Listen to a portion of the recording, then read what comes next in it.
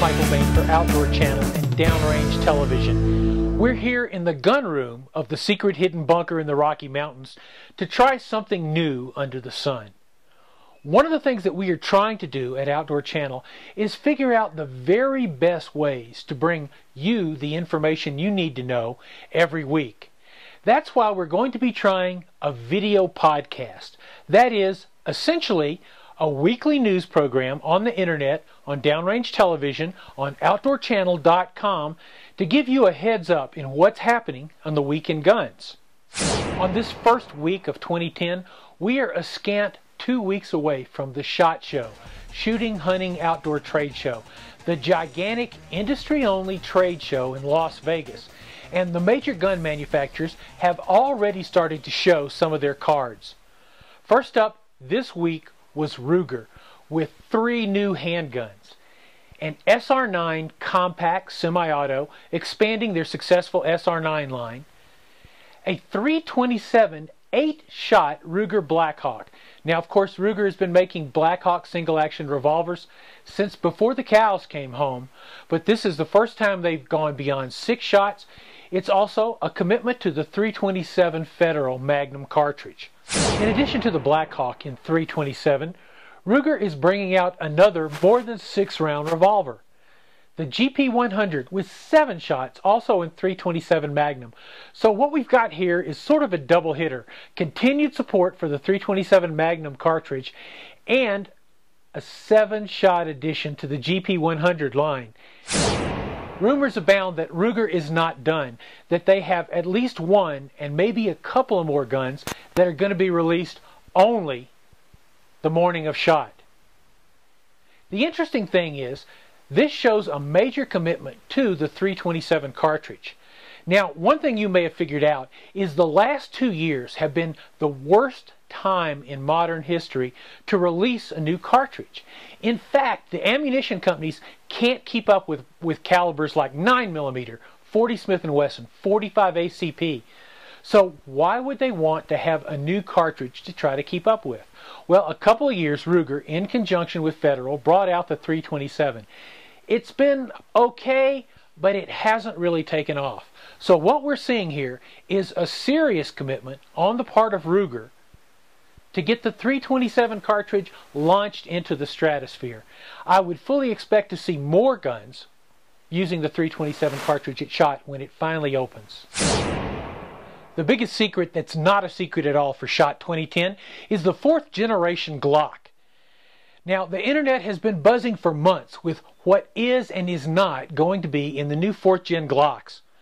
We can tell you categorically that the 4th gen Glock will have a double recoil spring.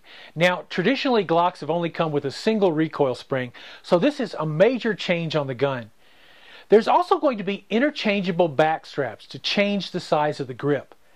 Now, that is being driven by law enforcement and military contracts. Almost all those contracts coming out now require some way to size the grip of a handgun.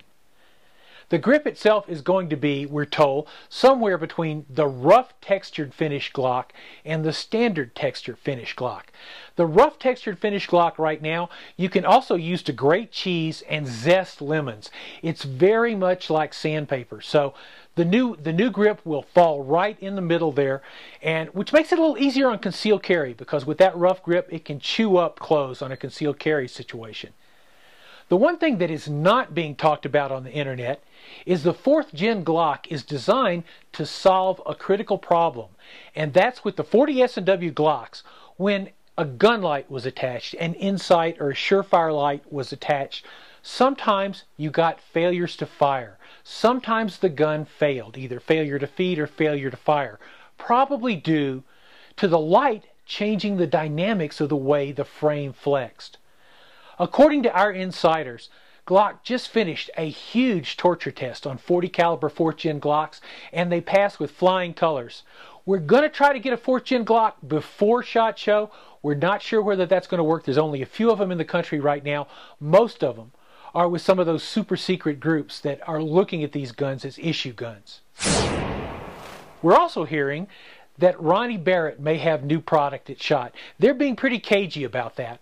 You may not know that in the last quarter, A private equity group bought a big chunk of Barrett, infusing a lot of cash into the company, which is going to allow Ronnie Barrett and his son Chris Barrett, who designed the extremely popular Barrett 338 Lapua rifle, to spend more time in R&D and less time in the office operating day to day.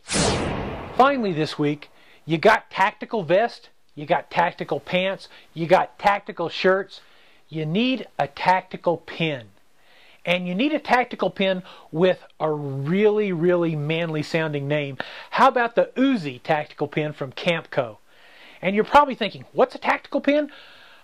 Those in the know already know. Essentially a machined aluminum pin that can also be used as a striking weapon. In fact, the Uzi tactical pin has what they call a DNA collector at one end. I call that a meat tenderizer. But hey, if you get on airplanes where there might be underwear bombers, it's good to have something in your hand. That's it for this week. So you're going to be joining us next week for more of what's coming up. We're going to keep a watch on the major companies and see what we can find out in advance of shot. And of course, Outdoor Channel, Downrange TV, and even Shooting Gallery are going to be extensively covering the SHOT Show. We're going to give you a level of SHOT Show coverage that you have never had before. So for this week's video blog, I'm Michael Bain for Outdoor Channel, Downrange TV. We'll see you next week.